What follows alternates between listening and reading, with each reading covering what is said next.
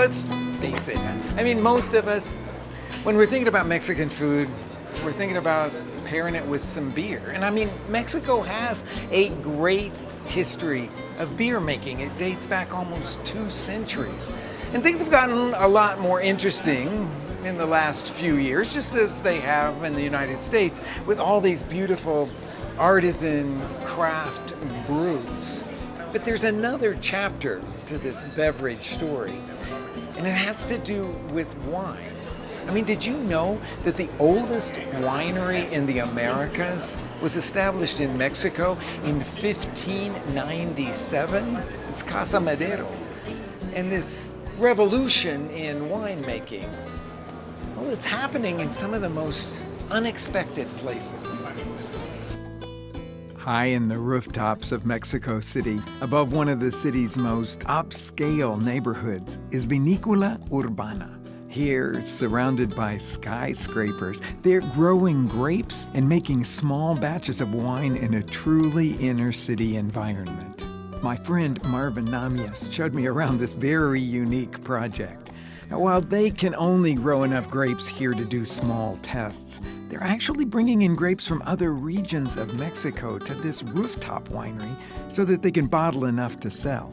Incredible. I'm looking around and I'm seeing clusters of grapes on vines, and it's such a new project, and we're standing here up above Mexico City, over a posh neighborhood here. This is really remarkable. Truly urban winery, yes. Truly urban winery. We're standing in 500 plants that were planted, vines that were planted, in 30 tons, metric tons of soil. And what we're doing with the shoots now is, because we're cutting now the shoots as these plants are growing, we're giving to people to grow in their own terraces.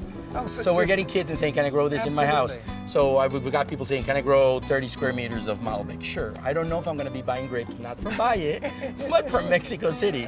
It's a strange dream, but I think you'll have to get everybody growing it on their balconies. There's enough balconies in the city. There are a lot of balconies in the city. That's very cool. So this is the Tempranillo. This is the Tempranillo, meaning it's kind of a small early. grape. Yes, it means early. It means early. And even though it's like the beginning of the summer, these guys are already looking very And Rick, ripe, I'm super excited because we planted this a year and a half. This is the first year. This is unbelievable. This is the first year we're getting, and I'm picking one here, you know. You could see these are ripe. People would think these are ripe. But if you see the pit, it's green. So we'll be picking it in a while, basically. In a little while. So yeah. you really are going to let these get fully ripe. Right. So here's our urban winery. This is where we make it happen. The magic happens in this room. In this small room on that same rooftop, they're working with Mexico's leading winemaker, Hugo da Costa, to produce some wines made from grapes that are brought into the city. Now, the process starts by putting the grapes through this de-stemming machine. Then those grapes are placed into stainless steel tanks, skin and all, where the fermenting process takes place. Marvin gave me a chance to try some of the Cabernet that they had been fermenting right out of the tank. I think it tastes like a cross between wine and beer at this point. It's not mellowed into what we think of. It's raw. While that was an interesting experience, I was really looking forward to tasting some of their finished wines. Okay, so this is wine made in Mexico City, and you've given it place names from Mexico City. We have Bellas Artes, the famous theater and museum downtown, and Revolucion with a big picture of the monumento of the revolution here. Now, does it taste like here? I mean, I know it was made here. Yeah, no, this is the interesting part. There's all this culinary movement happening in Mexico. Yeah. So in the DF, we have 22 million people. We like our food a different way. So we make wine so we can pair with that type of food. Cool. And we're basically naming them out of very special places out of Mexico City. Like okay, you're holding it off too long. Come on, I want to taste. You want to taste it? Why don't we taste the white one? This is a Chenin Blanc. Okay, cool. Right. So 2011. I'm getting some notes of like pineapple and honey and things like that, kind of tropical notes. Yes, absolutely. Peach, maybe a little bit. I'm not sure it's acidic enough to go, because it's Chenin Blanc, to go with ceviche. Right. But man, it would be great with a soup that's got some avocado and corn in it and things like that. It'd be really delicious. Good. Okay, so this one, what is in this? So Revolucion is 5 different varietals. Okay. But mostly Cabernet, Merlot, Petit Syrah, Barbera. Okay. And Zinfandel. This just goes very well with anything. It's a very easy drinkable wine. When you said all those varietals, I would think that it was going to be super big and in your face, and it's not. No, it's not. Oh, it's a super easy drinking Yes. wine. A lot of people don't think of red wine going with any fish things, but I think especially if you got a red chili marinade or something like that, this would be great with all kinds of pork dishes, pork in a pipián or something like that. So yeah, really nice blend. Goes very well with a couple of things. Very drinkable. Why Mexico City? Why in the world did you want to do this crazy project here? Because normally you have wineries out there and people don't have the money or the time to actually travel to these wine countries. So having a winery in the city and bringing the grapes, so basically you have the winery and you're bringing the grapes in, gives everybody the experience to actually know what a tank looks like, what the wine is. So you want this to be also a place, a teaching place. It's basically, that's how we created it. And you said that you're calling what you do here basically your tests. Yes. So yeah, right. it's not something that is going to be a big production winery right in the middle of Mexico City, but something where people can come here and enjoy learning about it. Mostly learning about it, learning about the process. Right. Very nice. Thank you so much for Thank you for hosting us. Thank you. Salud. Marvin also extended an invitation for me to host a dinner party for some friends here at the winery. And I knew just the place I wanted to go to shop and plan my menu. A short drive from the winery in Polanco is San Juan Market, which has everything I need. The first thing that comes to my mind with this market is the cabritos, because you don't find those in most markets. So the little goats, the ones that you can cook slow over coals, and I know I have the opportunity to do that. So that's the centerpiece, if you want to say it that way, of what I'm going to cook. The second thing that I always think about here is wild mushrooms, because it's amazing wild mushroom purveyor here. So I want to weave that into my menu in some way. They have incredible fruits and vegetables, all the way down to different kinds of edible flowers, baby vegetables, everything you could imagine you can find in this market. And you don't have to go clear out to Central de Abastos and wade through thousands of people and huge stalls. It's all really concise here. And then there is this great cheese guy here. I'm not quite sure what I want to do with the cheese in this menu, because I'm building all around that cabrito. And dessert, I'm just going to keep super simple. So maybe I'll do cheese for dessert. Maybe I'll do some fresh cheese for dessert with some fruit and just keep it super simple. I don't have a lot of time to do my cooking, so I have to focus very clearly on just a few things with the most amazing products that I can lay my hands on, and this is the market to get those products.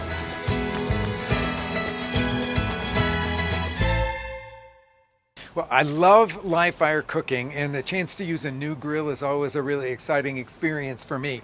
So I got my plan, what I'm going to do. I'm going to cook these little cabritos over a slow charcoal fire, and I got beautiful lump mesquite charcoal. And now I'm going to light it and let it burn until I get something that is like a mound of charcoal covered with white ash. So I'm making a very simple lime-based marinade for our cabrito, squeezing these key limes through the Mexican lime juicer.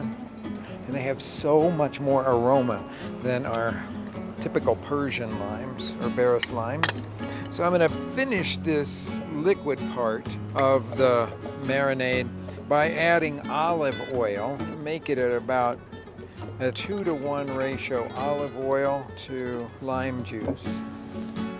It's a marinade, so I really want to add a good amount of salt to it. I'll probably end up salting the cabritos as they cook as well. Some Mexican oregano. Crush that between my fingers. A few chilies. This is kind of optional because I'm going to serve with a salsa. But I found these beautiful, what are called Catrina chilies. So I'm going to put 3 or 4 of those in there. I'm not taking the seeds out of them. This is just to add a little bit of color and flavor to our marinade. Now, roasted garlic, which I think goes in every marinade. These were done on the stove top, unpeeled, until they were completely soft. They're going to darken, almost blacken in a few places here. I got a few that are unpeeled still in here. And you can see how simple it is to peel that papery skin off of the outside of it. But once you've roasted the garlic, it softens in flavor and in its texture. I think I've got everything that I need in here. Blend it until it is completely smooth.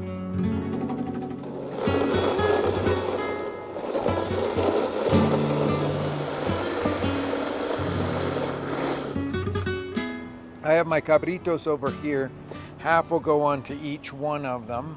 And I'm of course gonna massage it in there with my hands.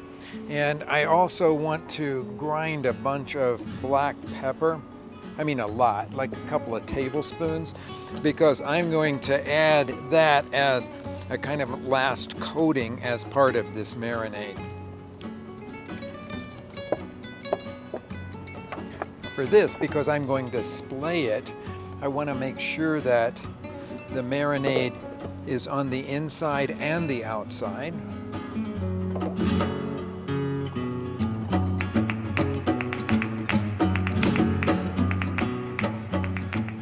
Last little bit of marinade over each one of them, and I'm going to let them sit for a couple of hours, I think, while that fire is burning to the right degree of hotness.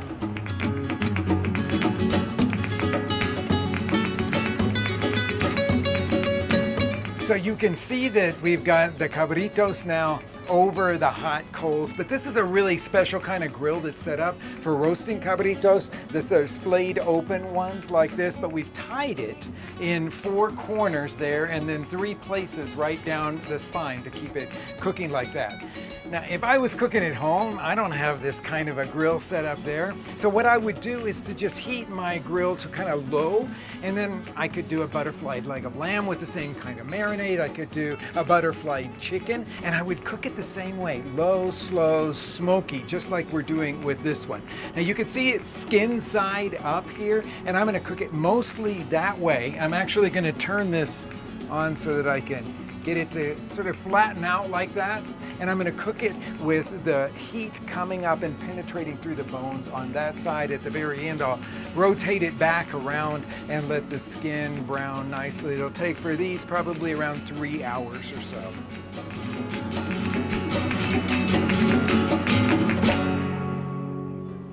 I'm going to show you how to make what I call Adobo Verde, or green adobo, made from green chilies and garlic and olive oil and herbs. It's my all-purpose go-to seasoning. I make a big jar of it, keep it in my refrigerator. It'll last for several months as long as you keep a little film of oil on the top of it. Now the first steps to making it are to roast garlic and roast serrano or jalapeno chilies, and I've already done that. I roasted them in a dry skillet until they were completely soft. That's the most important thing here.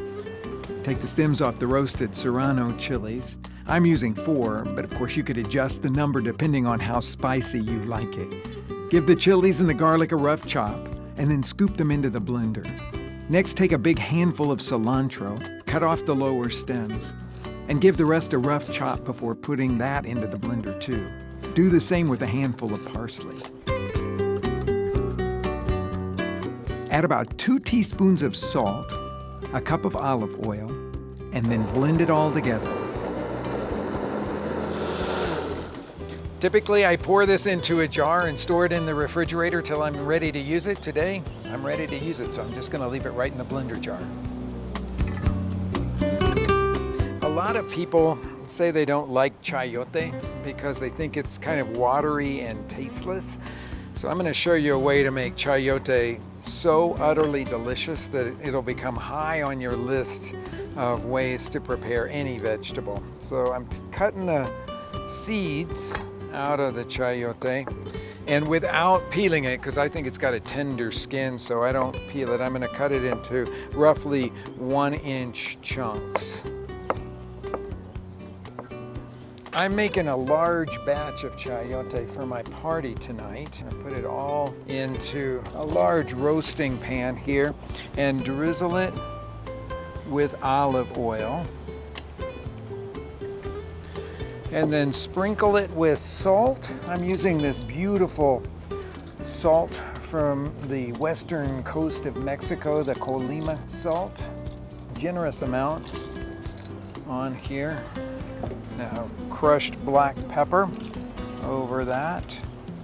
And now I'm gonna roast it. At home, it'd probably be in my regular oven, but here, since I've got this wood burning oven, that's where I'm gonna roast the chayote.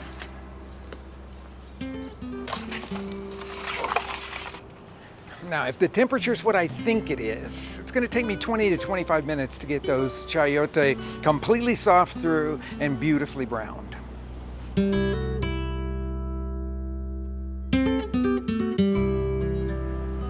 To go with the slow roasted cabrito, I decided to do a salsa, but it is a salsa you may not have come across before, because I found these beautiful eggplants, small eggplants at the San Juan Market, and I thought, gosh, if we just grilled them until they were charred on the outside and used their really creamy flesh to thicken a salsa that's made from roasted tomatoes, maybe some chipotle chili, we could do something that was really amazing. So we're trying this out today, okay? So I've got 3 of these eggplants, I got a whole bunch of tomatoes, and I'm gonna take all of this to the grill along with some whole garlic cloves, and I'm gonna do red onion for this because I think the sweetness will be really good with the eggplant.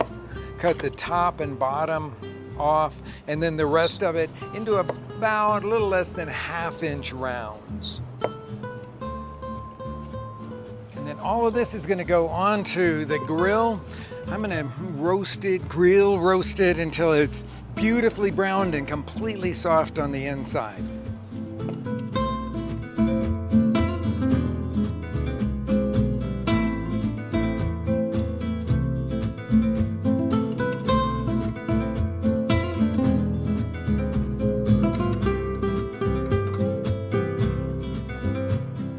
To finish the eggplant salsa, I'm gonna scoop chopped red onion into a bowl, add the tomatoes chopped up, and some cilantro chopped up.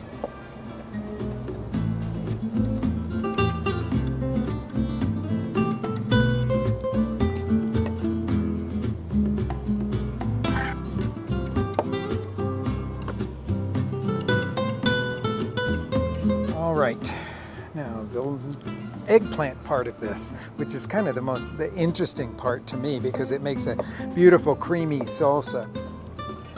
Roughly chop that roasted garlic, then put it into the blender with a few chipotle chilies from a can, along with a couple of tablespoons of that tangy canning liquid. That'll go on there, and now to the eggplant.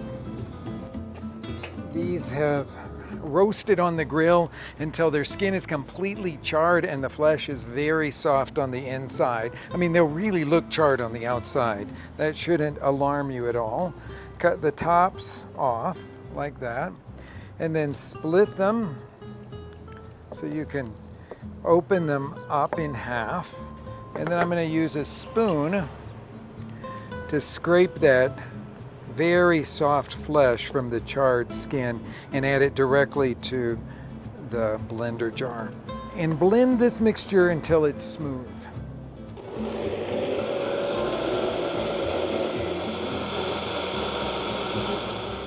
Scrape the eggplant and chipotle and garlic puree into the mix.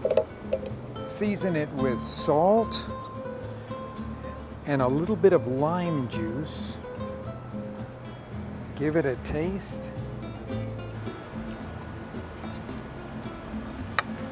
It's gonna be good with that cabrito.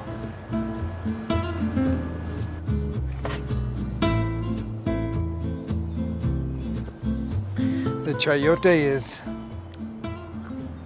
beautifully tender, really super sweet, which will amaze you if you've never roasted chayote before. Combine a good amount of your herby green adobo over the top of the roasted chayote. Add some lime zest, some fresh squeezed lime juice to perk up all the flavors. Mix it all together and scoop it into a serving dish. I'm adding some fresh goat cheese over the top. You could also use queso fresco or feta. A little bit of cilantro to top things off, and you're ready to serve.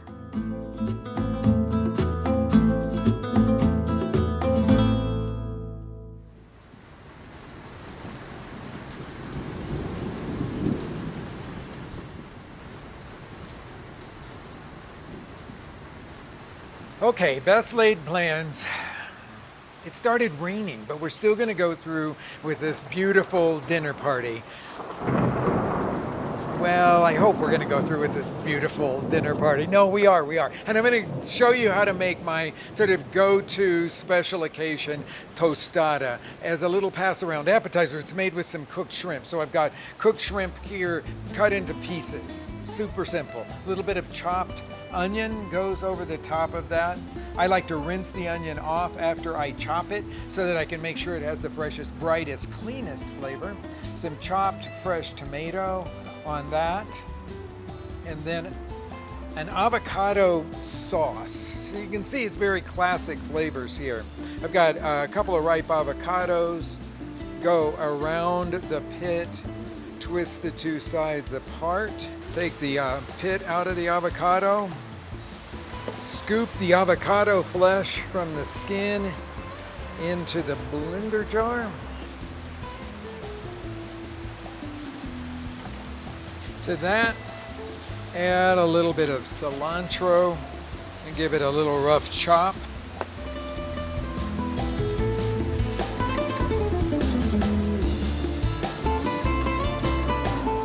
Squeeze some fresh lime.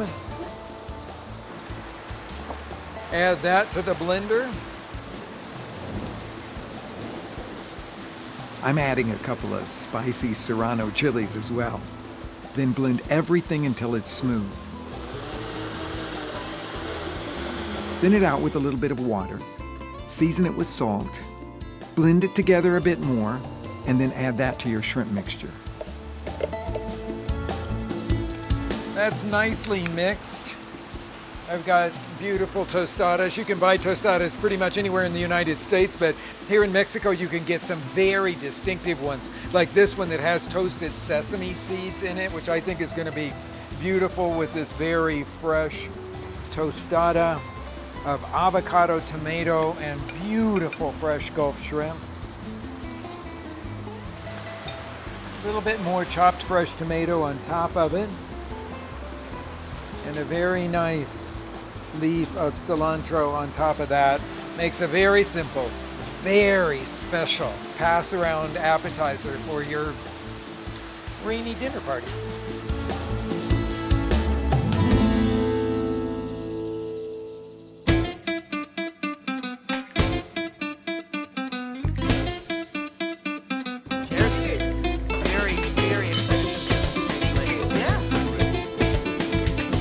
Okay, so here's the slow roasted cabrito, marinated with roasted garlic and lime juice and olive oil. Grab a plate and start going there.